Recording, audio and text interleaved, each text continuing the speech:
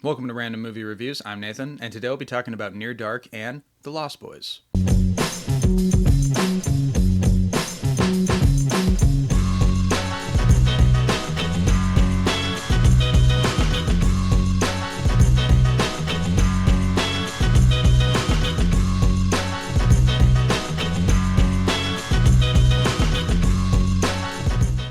So these are two movies that I wanted to talk about together. They're both vampire movies. They both came out in 1987, just mere months apart from each other. And they both have just as many differences as they do similarities. For example, if you look at the overall plot of both films, they're virtually almost the same. Both movies revolve around young men pursuing a girl that they're attracted to, who are either vampires or directly associated with vampires. And as a result, they end up being turned into vampires. The films then show you how our protagonists deal with the physical alteration of becoming a vampire. Both films show you how the protagonist's family members are directly involved with this conflict. And both films end with our protagonists fighting off the vampires and then eventually curing themselves of their vampirism. So in terms of plot, these movies are extremely similar, but in terms of execution, these films couldn't be further apart. And we're going to start with Near Dark, because I'm going to talk about these movies in the order that I watched them in, and then we'll get into The Lost Boys. So Near Dark was directed by Catherine Bigelow. This was her second movie after the film she made back in 1981 called The Love List, starring Willem Dafoe, a film that I have not seen.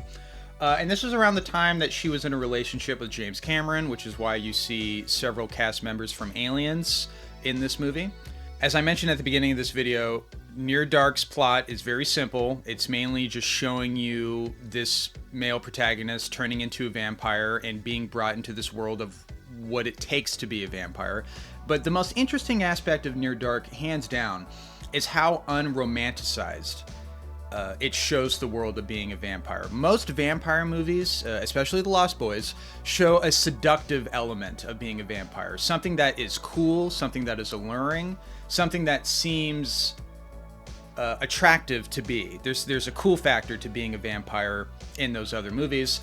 In Near Dark, being a vampire looks like the most depressing, grossest, saddest thing ever. The vampire crew that the protagonist Caleb gets involved in resemble that of drug addicts. They are dirty and nasty, and they will do anything they can to get a fix. And in this case, their fix is human blood. And there's a lot of standout moments in Near Dark. Almost all of it directly revolves around Bill Paxton's character, Severin. Bill Paxton steals the entire movie for me. I also really love Lance Henriksen in this movie, of course, who's kind of the leader of the vampire group that Caleb gets mixed up in. But Bill Paxton, hands down, steals the show. And that kind of goes directly into the weaker elements of Near Dark, is that our protagonist, and the same can kind of be said of The Lost Boys, but we'll get to that later on. Our protagonist, Caleb, isn't very interesting. He's very underdeveloped, and the first half of this movie, once he gets bitten by May, the girl that he's attracted to, the first half of this movie is basically him physically turning into a vampire and having to deal with the consequences of that. And those scenes would be a lot more effective if they didn't go on for so freaking long. Like, the first half of this movie moves really slowly, a little too slowly for my taste. And it would also be more effective if I actually cared about the character. Like, the sympathy you feel for Caleb when he turns into a vampire is very surface level. It's very like, oh, that would suck for anybody, right? But it would have more emotional levity if the character was more developed, if there was something to relate to him with, if there was something to care about. And he's remained pretty underdeveloped throughout the entire movie, and he's just kind of a boring protagonist. There's not a lot to connect with. There's not a lot to care about. Just not really that interesting a protagonist. And the movie moves very slowly, and sometimes that works because the overall tone and vibe of Near Dark is very melancholy. It's very dour. And I like that aspect of it. I like that it's so anti making vampires look cool and making it look, oh, there's like a fun aspect of being a vampire. There really isn't. In Near Dark, it really looks like a truly miserable experience, and that's really interesting. But the flaws of the movie start pretty early on, because up until, I would say, the very famous bar scene, which is hands down the highlight of the movie, that is the point where I get interested in the movie.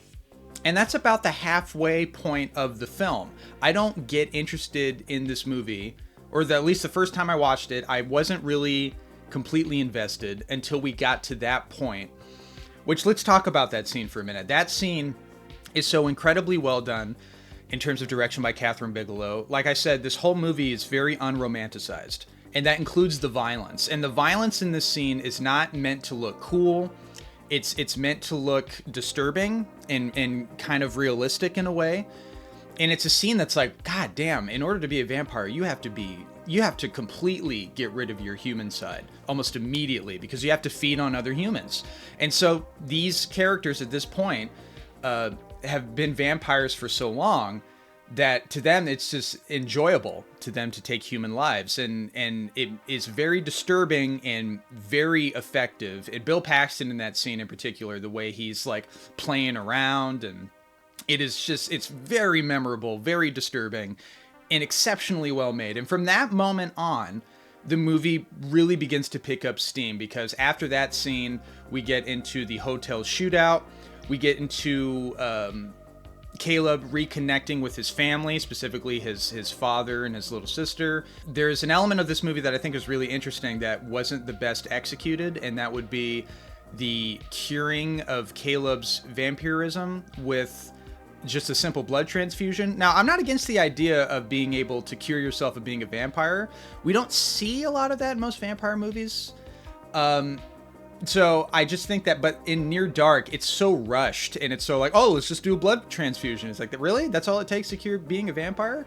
But I do like how the ending of this movie, where the films kind of bookend with Caleb being turned into a vampire by May, and him being stressed out about that, and May comforting him. And then we go to the end of this movie where Caleb turns May back into a human with a blood transfusion, and then he's comforting her. I like that element. The whole last half of Near Dark picks up a lot. It becomes more energetic, more intriguing. There's more action elements to it. And I'm not saying this movie needed to be action-packed all the way through. I just wish that the slower moments of the film revolved around a protagonist character that was better written, had more sympathy, and I cared about more. And then there's the romance between Caleb and May, which I think is also very underdeveloped, and that's a complaint I have for the Lost Boys as well. We'll get into that. Their romance doesn't really work for me, and a lot of the movie is kind of, based around that, and that should have been stronger. So Near Dark is not a perfect movie. There are some fans that really love this movie. They say it's their all-time favorite vampire movie. That's fine. I like the movie. I just don't love it, and I have a lot of flaws with it. But I think the most interesting aspects of the film, hands down, are the atmosphere of the film. Very dark, very dour, and I just love how unromanticized it all feels. Being a vampire in Near Dark is not cool. It's depressing, it's monstrous, it's disgusting, and those are the aspects of Near Dark that are the most memorable. And then we move on to The Lost Boys, where tonally speaking and atmospherically speaking, this movie is a complete 180 from Near Dark. It's basically an MTV music video in terms of style, in terms of direction, in terms of its super awesome soundtrack. I absolutely love the soundtrack to The Lost Boys. I put it on every month of October to get me in the Halloween mood. But like I said, both films have remarkably similar plots. So now we're following Jason Patrick and his family, who are moving into Santa Carla with his little brother Corey Haim. And, they're adjusting to this new California lifestyle. And Jason Patrick ends up meeting a girl named Star, and is really attracted to her, but Star is affiliated. I can't forget, the movie kind of brushes over it quickly. I don't think she's a vampire. It's her little brother that is a vampire that's being kind of held captive by Kiefer Sutherland and his gang. And so she's mixed up with these vampires, and because Jason Patrick is attracted to her, he ends up getting involved, and they kind of end up doing like a macho, who's manlier contest, right? And this ends up resulting in our main character getting turned into a vampire. And the physical transformation of how Jason Patric turns into a vampire as opposed to our main character in Near Dark is very different.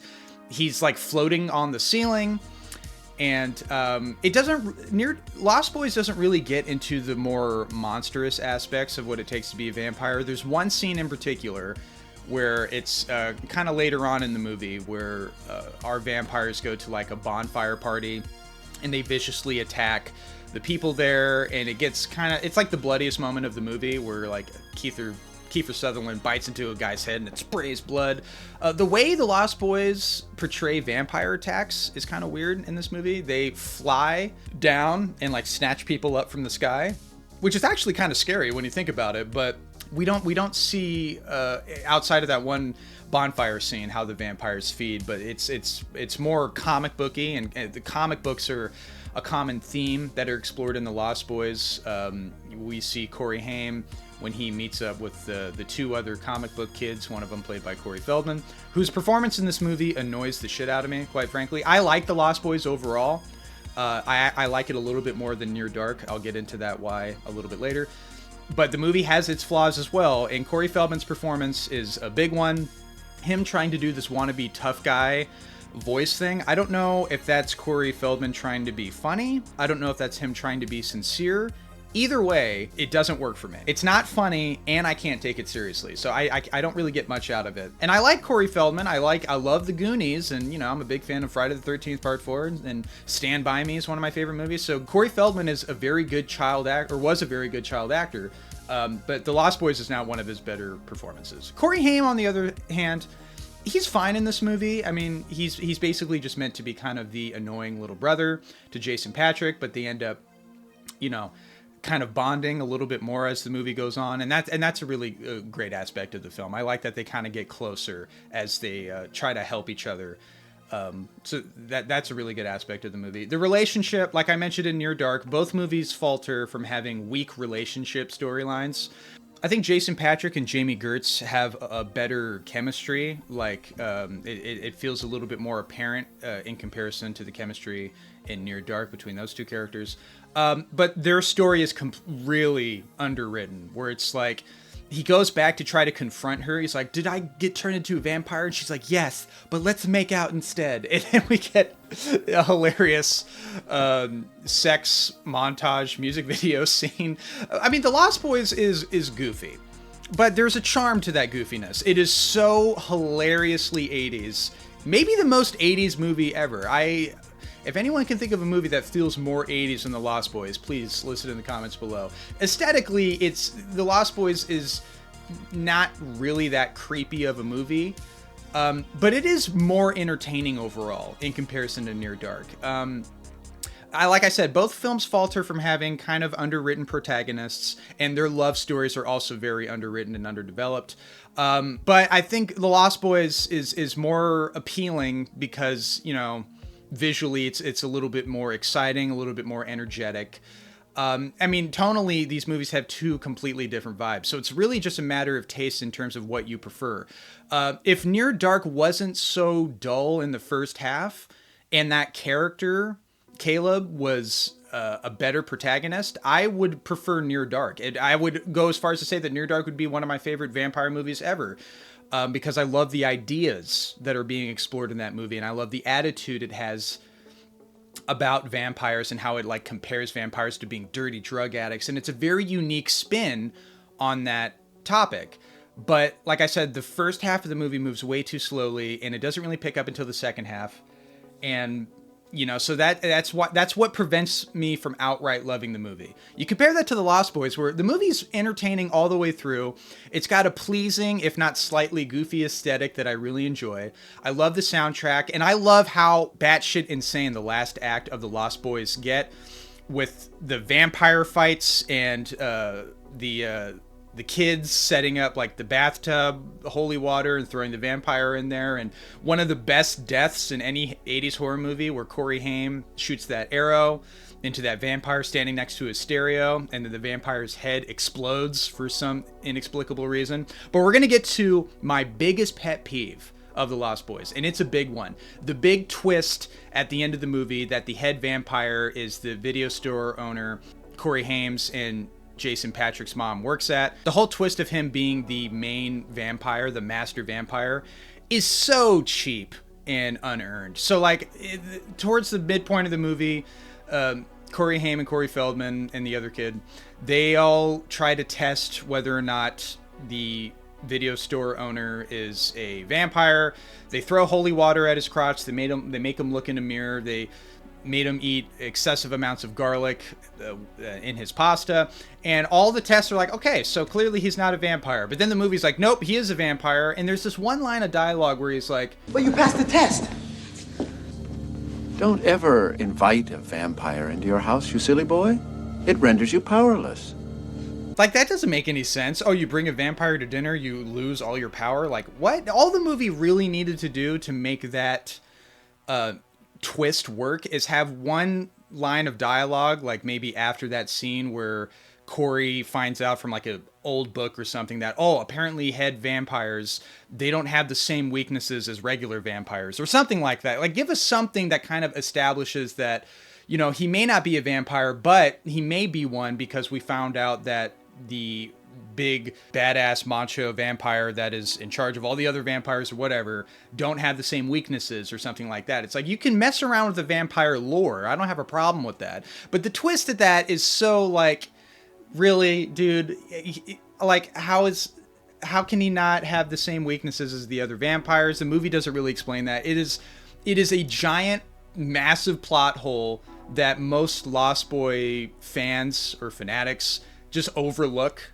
I can't overlook it. It annoys the hell out of me every time. I love the ending to this movie. I love the little line by the grandfather at the end of the film. One thing about living in Santa Carla I never could stomach. All the damn vampires.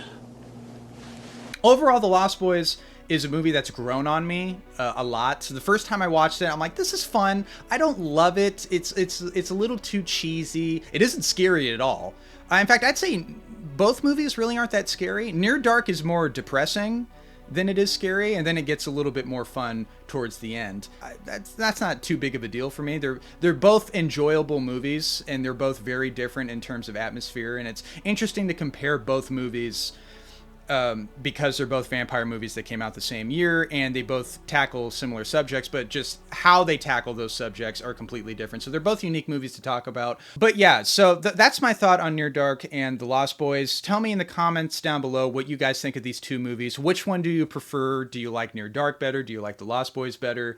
What are some of your favorite vampire movies in general? What would you like to hear me review next? And as always, thank you guys for watching.